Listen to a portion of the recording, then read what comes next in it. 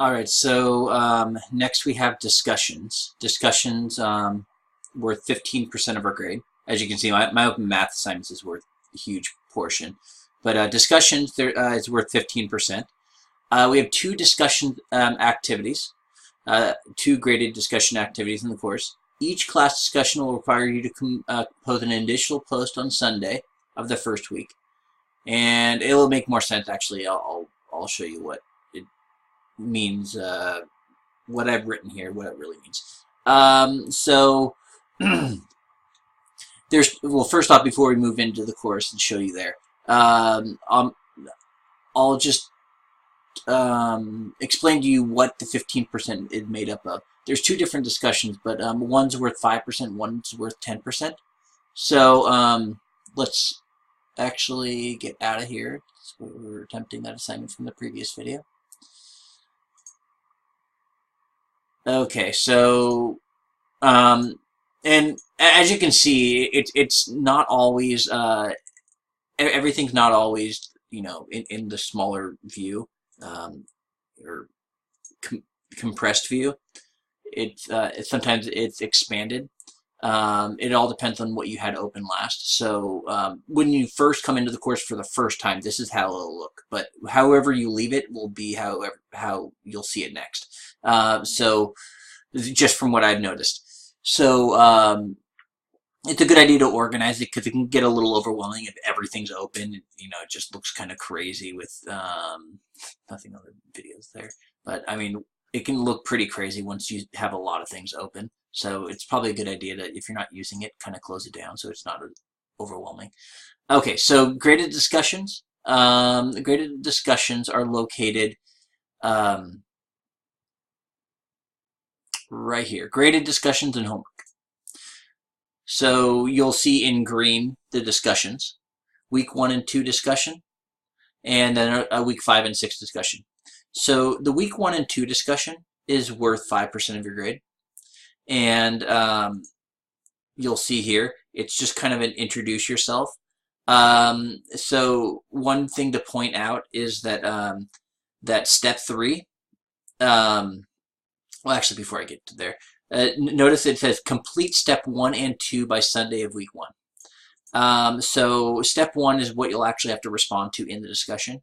Step 2 is just something, it's kind of a checklist of things you need to do that should help introduce you to the course, which is watch the welcome videos and look over the course syllabus, which you should have the course syllabus open or even print it out before you even watch the welcome videos, so you can kind of, as we go through, you can maybe take notes or just have it in front of you.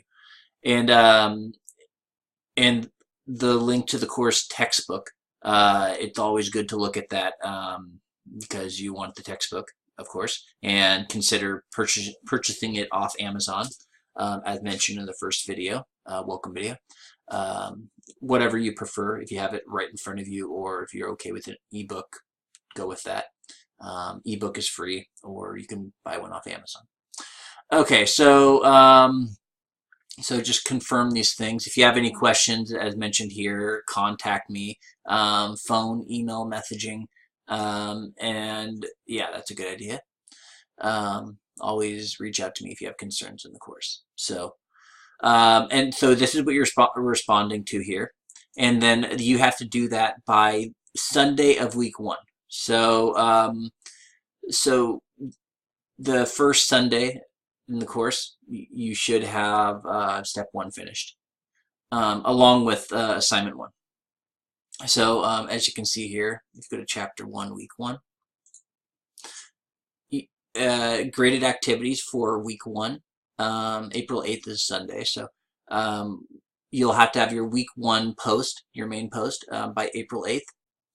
And also the week 1 assignments also due, so by the first Sunday. So anyways,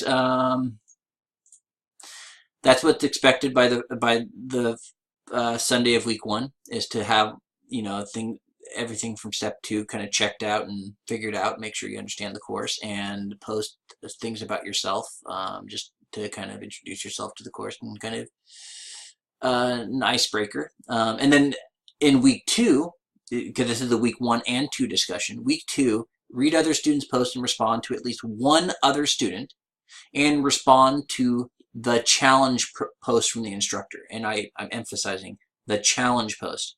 I will be posting something, and I'll just give you a heads up. It is gonna have to do. It's going to have to do with something from week 2, and it's going to have you do something.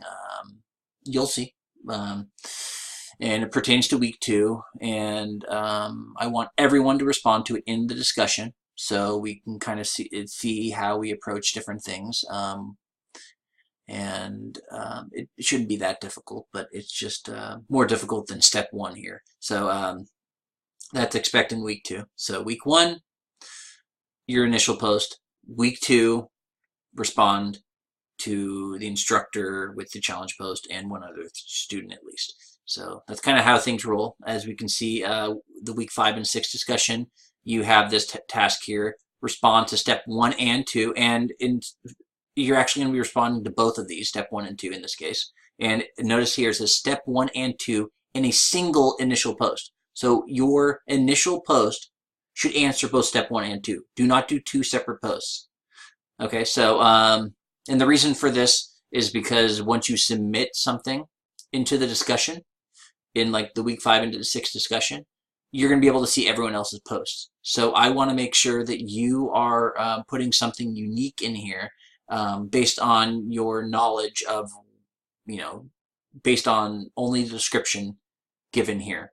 And you're not basing it off of someone else's post. So answer both step 1 and step 2 in a single post in the discussion. And I haven't mentioned this, but in either case, it's mentioned down here to participate in a discussion. Click on, for example, here for week 5 and 6 discussion. Click on week 5 and 6 discussion, which is right here. Click on that link, and then it says add new thread. Okay, so you'll click here, and then you'll click add new thread, and then you'll respond. Okay, so that's what's expected. That's how you do it. So and the same thing here. And step 3 is there's no challenge post, where you'll have to kind of wait to see what the challenge post is. This challenge post I was referring to in the week 1 and 2 discussion, I'm going to be posting this kind of like maybe middle to the end of week 1, and then you're expected to look over it, and in the discussion I'm going to post it in here, and you're going to be able to read it, and it'll say challenge or something, and everyone is expected to respond to it to avoid a penalty. It's the only challenge post in the course, so I mean, not too bad. In here, step 3, you're expected to respond to at least 2 students.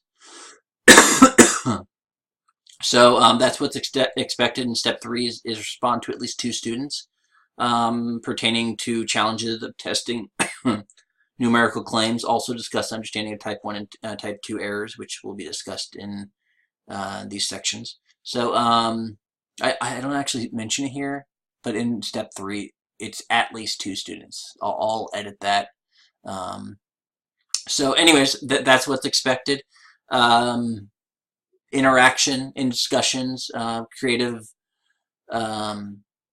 posts, thinking out of the box, and it should show critical thinking. It shouldn't be just basic things like, oh, great job, like responding to other students, good job, I like your post. I mean, I want you to actually dig in and actually discuss certain things like what I mentioned here. So anyways, that's what's expected in discussions. Let me know if you have any concerns, if you run into any concern or any issues. I'll be more than happy to help. I may be missing some things that you may run into, any difficulties. I'll be more than happy to answer any questions you may have. Okay.